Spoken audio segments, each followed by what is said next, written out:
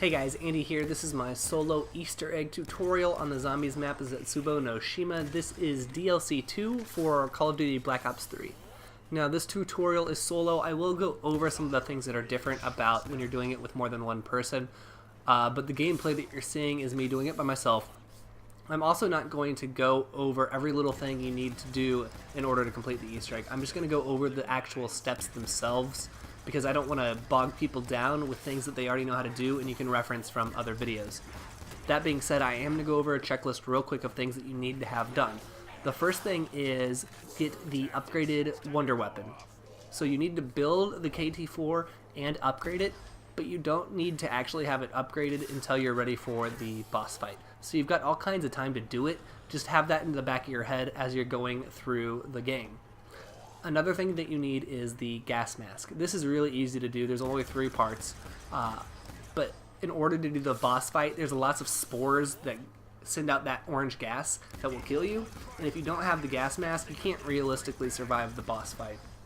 The last thing you need to do is all 3 of the trials that are on the totem by the skull table. There will be 3 of them that you have to do, and once you do all 3, the lightning will start to happen on that ritual table, and that's how you get an electric shield, which you will need later in the Easter egg. So, those 3 things, upgraded KT-4, gas mask, and all 3 of those trials done in order to get the electric shield. Step number 1 is to do all 4 of the rituals. Now, there are 4 locations with podiums. What you need to do is go look at each podium. The first one is in the spawn and it will have a symbol on it. Then go to the ritual table with all the skulls and find the skull that has the matching symbol. Pick up that skull and take it back to the podium and place it on.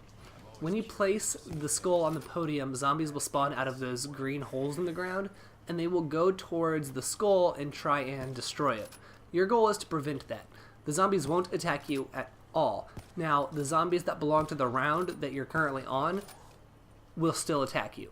So, what I like to do is make a green plant. So you make a plant and water it with green water until it turns into a trap. And then I put the zombie into that trap.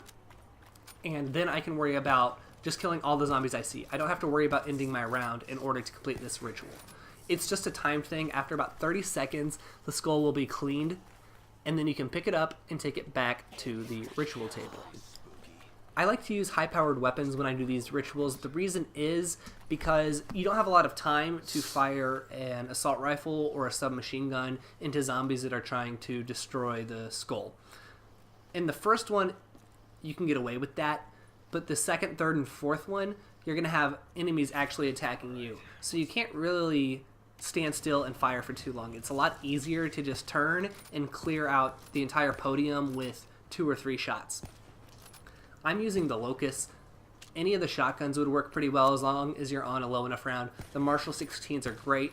The ray gun is obviously good. But you'll see here that when I started the second one, which is over by the propeller trap where the plane is, I have spiders attacking me.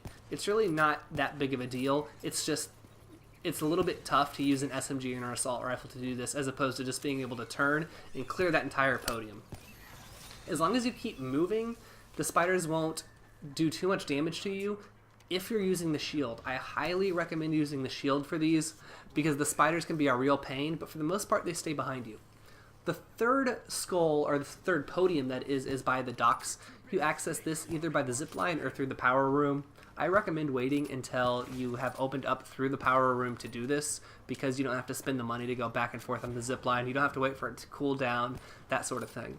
When you start the third ritual, you're going to have a Thrasher.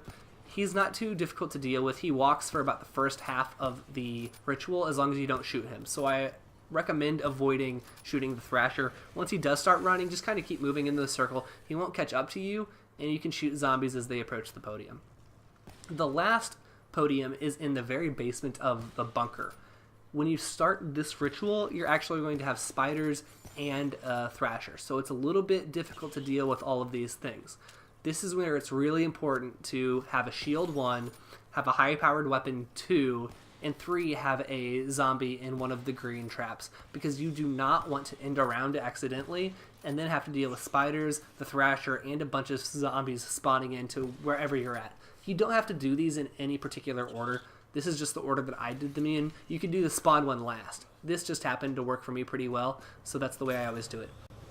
Once all 4 of the podium rituals are done, what you need to do is place the last skull back on the table, and you will unlock this secret room that is right next to the 4 totems.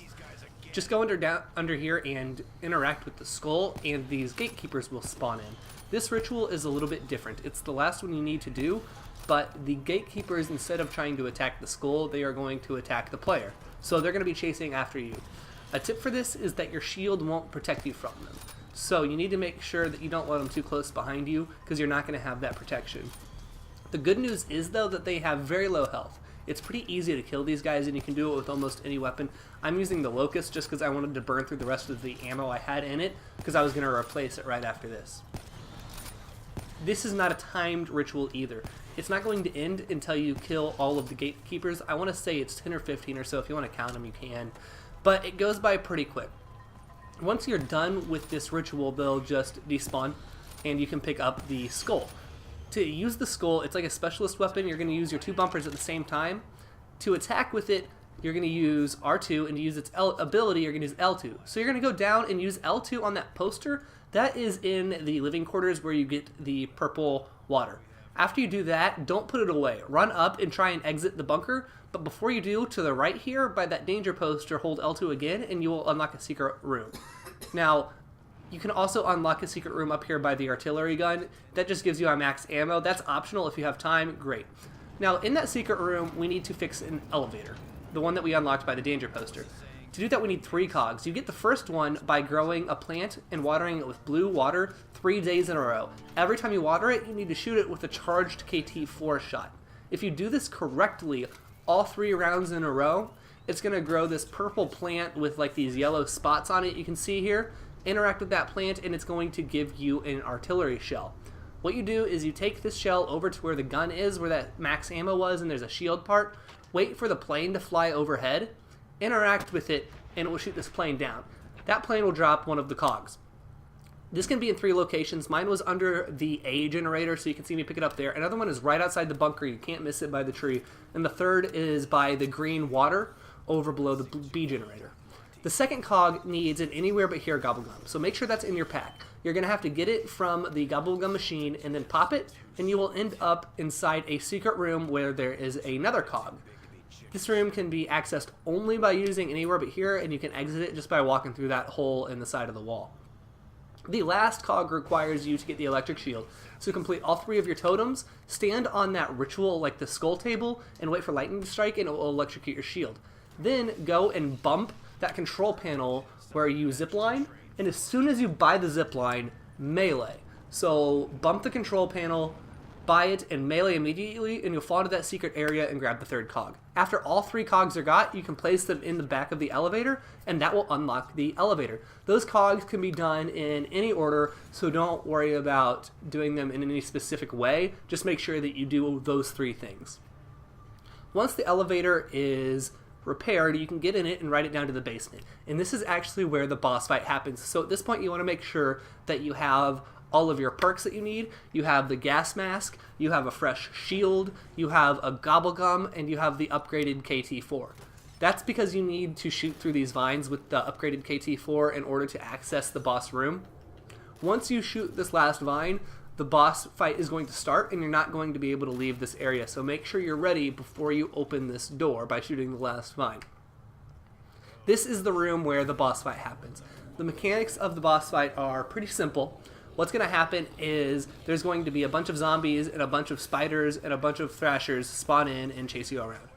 Your job is to shoot the spores on his arms. So he's got 4 arms sticking out of this cage, and you can see right now there's an orange spore on one of them.